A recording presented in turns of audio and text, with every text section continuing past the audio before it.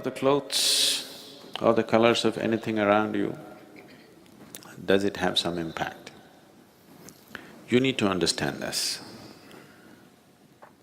How color happens, first of all. Why seems to be white right now is because when the light falls on it, it reflects all of it, so it looks white. Why this seems to be red right now is not because it's red, it is just that it holds back all the colors and only reflects red. That's why you're seeing red. And what is red for you may not be red for some other creature. If you dress up really jazzy colors and go and stand in front of your dog, he looks at you in an uninterested way because he doesn't see any color, he sees everything black and white. Do you know this? Don't dress up for him, okay? Dog lovers, I'm saying. You wear only black and white, dog lovers. Nothing else works.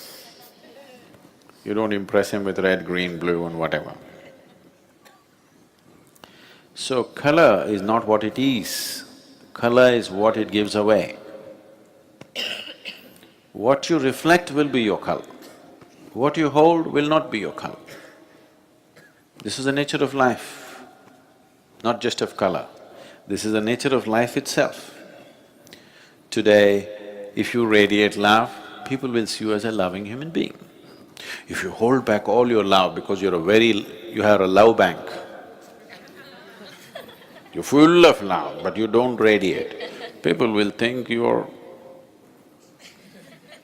that. If you radiate joy, people will think, oh, he's a joyful person. If you are a joy bank, you held back all your joy because you want to take it to heaven, people won't experience you as a joyful human being, isn't it? What you give away is always your quality, isn't it so? So that is not just for a human being, that is the nature of the existence itself. What is thrown away is the quality of that substance. Now this reflects everything, so this is white. That reflects only red, so it is red. That reflects only blue, so it is blue. Everything else is held back. What it holds back, you don't see. What it gives away is what you see. So, how is color significant for human consciousness as such, or for any kind of spiritual process?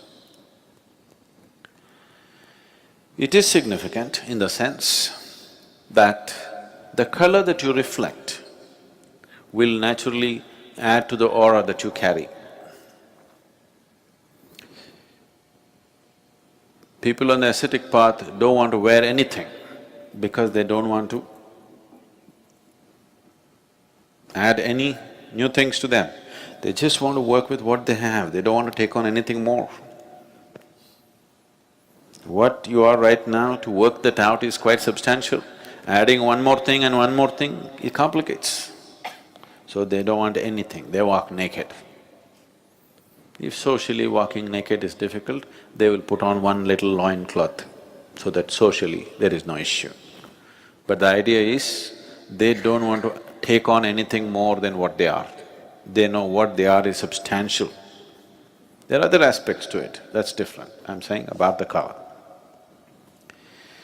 So orange, the chakras in the body, all the 114 chakras, or rather 112 chakras ascribe to some color. The two do not ascribe to any color because they are not physical in nature. Anything that's physical in the existence naturally reflects light. You understand what I'm saying? Anything that's physical in the existence reflects light. Once it reflects light, it will have color in your perception. It may not have any particular color, or it may not have the color that you're seeing. You are only seeing what's being reflected. What you're seeing is the reflected light. You are not seeing the color of the substance that you're seeing. You are not seeing color of the thing that you're seeing. You're only seeing the color of the reflected light. Black reflects nothing, it holds back everything, so it becomes black.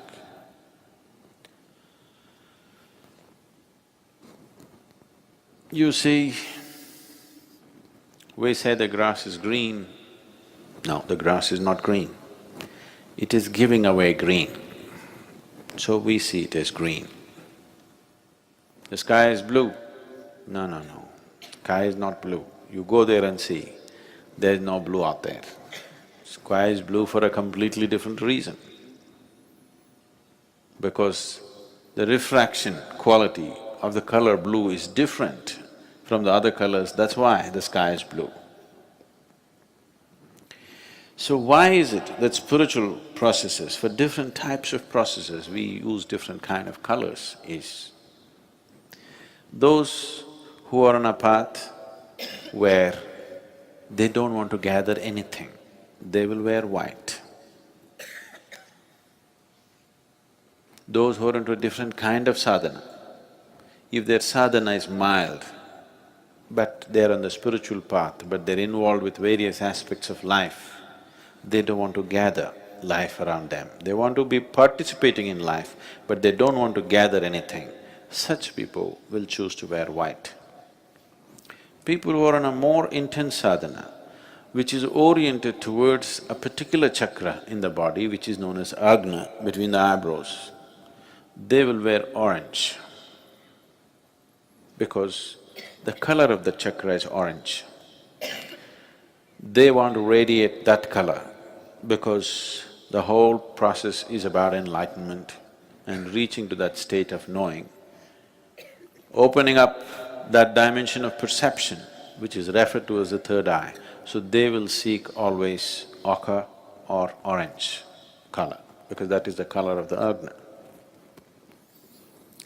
The yellow robes were worn by Buddhist monks because the process that Gautama gave to the initial stage of Buddhist monks was very rudimentary process.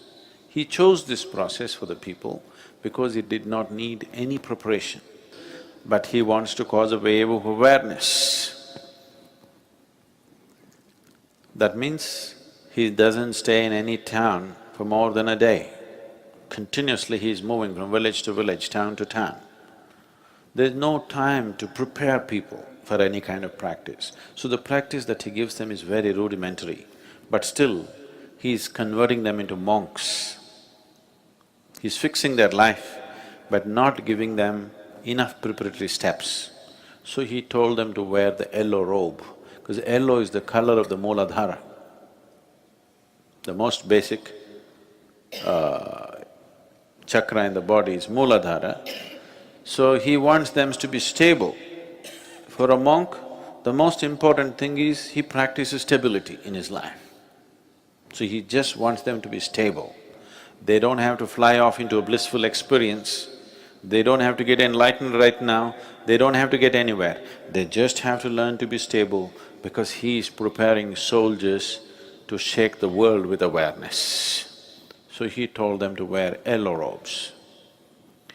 Later on, when they graduated to what he called as arhats, the arhats in the Buddhist tradition wore ochre robes, that is orange, as all the Indian sannyasis wear. But then after Gautama passed away, when they tried to spread the Buddhist way of life, people in India, there were at least 30% of the population were sannyasis or monks by nature. By culture, it was just like that. So this one more set of monks, they just accepted them and they became kind of part of them. They couldn't maintain a distinct identity. So from ochre, they shifted to a little more maroonish color, more for an identity's sake, because they would simply mix with all the other yogis and monks who were walking all over the place.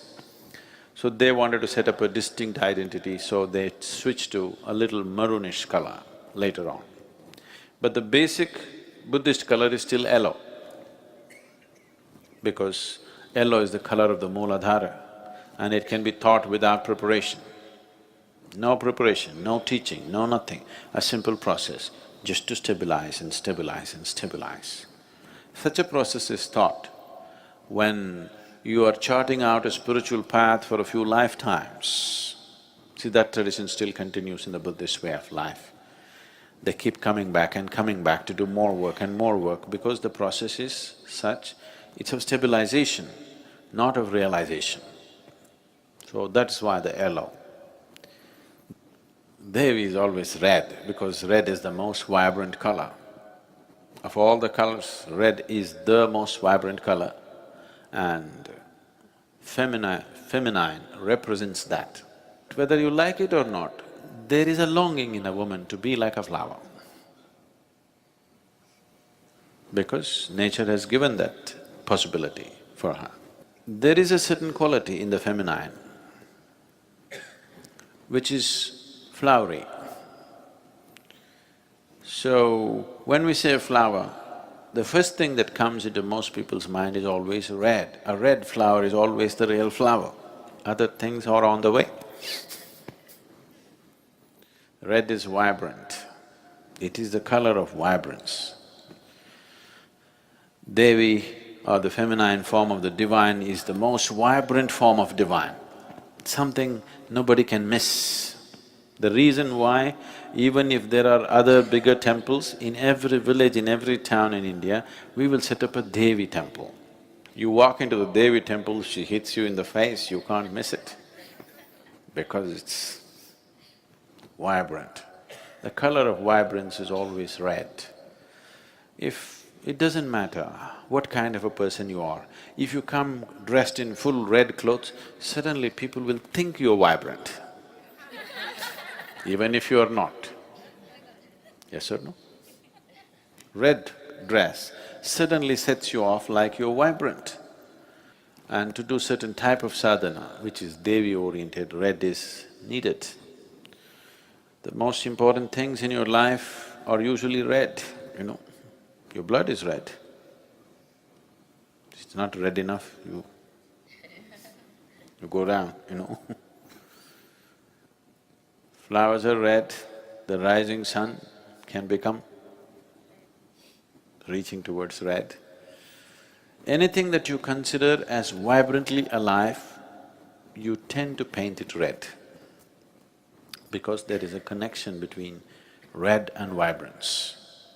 And Devi is manifestation of vibrance that you cannot miss. So, the Devi temples always have very active involvement of red. In many ways, only red flowers are used. Blood is spilled all over the place. We don't do the blood business, but one way or the other, it needs lot of spilling of life. Either you must know how to spill your life just like that without killing yourself. If you do not know the technology, you have to kill. We know the technology, so we don't kill. Somebody else who do not know the technology of spilling life without killing the body, they will cut the body. Most Devi temples have daily sacrifice. So colors have some impact. It definitely influences a few things, but it's not everything.